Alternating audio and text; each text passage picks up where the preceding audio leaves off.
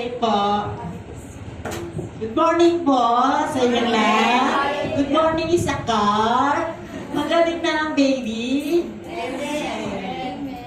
Okay. Ang i-share ko po ngayon yung patinghaga ng Lord.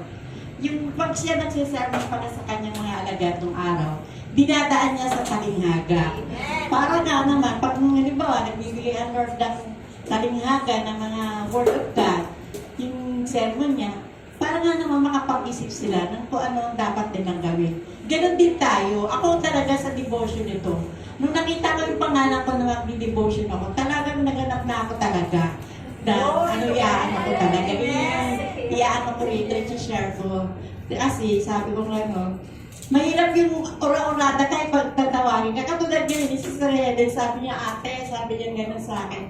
Pag halimbawa, hindi ako makapag-share ngayon ng devotion, ikaw na muna. Siyempre, ano ng Diyos yun utos ng Diyos yun naging way kay Sister Helen Kaya mabuti naman talaga, nakapaganda rin ako kahit paano. Kasi, siyempre, basta tayo meron kahit tayong commitment na kay Lord, kailangan tanggapin natin whatever nangyari sa atin. Kasi ako talaga, lagi akong high blood. Laging masakit ang tuhod ko. Kasi sabi ko lang kay Ate Shena, huwag mo muna akong iyan sa devotion. Talaga siguro, talagang kalooban ng Lord talaga makapag-share ako. Kasi si Sister Helen, hindi siya pwede talagang mag-share na yun. Pero purihin talaga ang Diyos talaga. Amen. Ang i-share ko ngayon yung talinghaga tungkol sa 3 alipin. Sabi ko na po, sumunod na lang po kayo. Ang paghahari ng Diyos ay may tutulad sa isang maglalakbay. Kaya tinawag niya ang kanyang mga tauhan at pinagkatiwala sa kanila ang kanyang ari-arian. Ibig sabihin, pinagkatiwala talaga doon sa kanyang mga tauhan. Binigyan niya ng salating ginto ang bawat isa ayon sa kanilang kakayahan. Binigyan niya din ang isa ng 5,000 salapi ginto, na isa na may 2,000 salating ginto, ang isa na may 1,000 salating ginto. Pagkatapos nito, siya'y umalis. Kumilos agad ang tumanggap ng 5,000 salating ginto at pinangalakan iyon. Kumita siya ng 5,000 salating ginto. Gayon din naman, tumanggap ng 2,000 salating ginto at kumita pa ng 2,000 salating ginto. Ngunit ang 1,000 salating ginto ay humukay sa lupa, itinago ang salating ginto ng kanyang Panginoon. Verse 19 po, pagkaraan ng mahabang panahon, bumalik ang Panginoon ng mga taong yun at sila'y pinag-ulat. Lumapit ang tumanggap ng 5,000 salapi at sinabi sa Panginoon, ito po ang 5,000 salaping ginto na iniwan niyo sa akin. Heto po naman ang 5,000 salaping ginto na tinubo nito. Sinabi sa kanya ng Panginoon, magaling, tapat at mabuting lingkod. Halika, samahan mo ako sa aking kagalakan. Naging tapat ka ng konting halaga, kaya gagawin kitang tagapagmahala ng malaking halaga. Lumapit din ang tumanggap ng 2,000 salaping ginto at ang sabi, Panginoon, ito po ang iniwan niyo sa akin na 2,000 salaping ginto. Heto naman po ang 2,000 salaping ginto. Tinubo nito. Sinabi ng kanyang Panginoon, magaling, tapat at mabuting lingkod. Naging tapat ka ng konting halaga, kaya pinamamahalaan kita ng malaking halaga. Samahan mo ko sa aking kagalakan. Lumapit naman at tumanggap ng 1,000 salaping ginto. Sinabi, alam ko po mahigpit at pinipitas ninyo ang bunga na hindi naman niyo tinanim. Inani ninyo at hindi niyo iniyasi.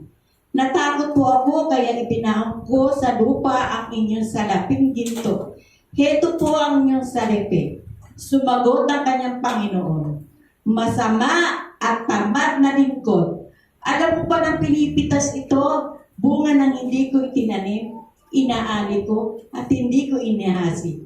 Bakit hindi mo man lang inilagay sa bangko ang aking salapi? Kahit paano may tinubo sana ito. Kunin ninyo ang kanyang 1,000 salaping ginto at ibigay sa may 10,000 salaping ginto, sapagkat ang meron bibigyan pa at magkakaroon ng sagana, ngunit ang wala, pati kaunting na sa kanya ay kukunin pa. Itapon niya sa kaliliman at sa labas ng walang silbing taong yun. Doon nananangis siya at nangangalit ang kanyang mga ngipin. Nakakatakot yung parusa ng Lord sa taong tamad talaga, no? Kailangan talaga magsipag. Bawat talaga isa sa atin talagang dapat talaga tayo maging, kasi ang bawat pala isa sa atin tulad ng binigay ng Lord dito sa tauhan ng mga spiritual na ito ay sa mga tauhan niya. Nagbigay siya ng kanya-kanyang mga salapi, mga ano. Ibig sabihin dito sa spiritual na buhay natin, binigyan niya tayo ng kaloob ng Diyos, kaya lang hindi pare-pareho, hindi pantay-pantay ang binigay ng Lord. Bakit? Bakit alam ng Lord na hindi pare-pareho ang bigay ng Lord? Kasi alam ng Lord ang kakayahan natin ng bawat isa sa atin. Mahirap kasi na binigyan niya tayo, tapos katulad ng isang isang alipin, binigyan siya ng ng Lord, hindi niya pinagmalasakitan. Kaya dapat lang talaga, pag tayo binigyan ng biyaya ng Lord, anuhin natin, sinupin natin, pahalagahan natin. Kasi hindi lang naman sa maliit na bagay, hindi lang naman sa material na bagay ang nagbibigay ng Lord. Sa spiritual, sa lahat ng bagay binibigay niya. Sa mga karunungan, sa talento, sa mga talino natin, sa mga abilidad natin. Kung anong meron tayo, dapat pagmalasakitan natin para maging ma-expand ang karunungan natin. Kasi kaya nga tayo binigyan ng bawat isa ng karunungan, ng abilidad. Dahil nandito di ba sa unang pagbasa natin na yung isa naging 50, naging 15 game. Tapos yung isang kinuha niya doon sa tamad na tao, ibinigay pa ulit. Kaya napakaganda talaga ng ng Lord. Kasi sabi niya, pag ikaw masigasig sa buhay at marunong kang mumawag ng pinagpapala niya ng mga blessing niya at pagmamalasakitan, mag-i-expand. Kasi tayo talaga, meron tayo kanya-kanyang binibigay ng Lord, kanya-kanyang blessing. Hindi lang talaga sa material na bagay, hindi lang sa salapi na binibigay ng Lord. Sa karunungan din, sa talino rin, sa mga activity natin na binibigay din ng Lord. Kaya dapat, kung ano bang meron tayo, dapat i-share din natin para magkaroon ng expand. Huwag tayong matulad doon sa isang tamad at masamang katiwala niya na tamad. Kasi yung tamad na to, nakikita ko doon sa site ko dito, yung tamad na to, parang makasarili ba? Wala siyang hinaan na, sarili na lang niya iniintindi niya. Hindi siya nag-share, ibinaon pa sa lupa yung kanyang binigay ng Lord. Paano nga naman mag-i-excel? Mag-i-expand? Iinano niya yung binaon niya sa lupa. Pero ang sabi ng amo nila, yung Panginoon nila, kung ibinagay mo pa yan sa bangko, maaaring magkaroon ng interest. Paano wala siyang interest? Kasi umuna sa kanya yung mga sarili niya, nahihiya siya na magkaroon siya ng gano'n, na mag-sharing ng mga maliliit na bagay. Kasi di ba tayo, kahit maliliit na bagay, ang sabi talaga ng Lord, kung meron tayo, mag-share tayo. Di ba? Ako nga talaga, na-inspire talaga ako sa magkakapatid na Oloroso. Talaga totoo yan.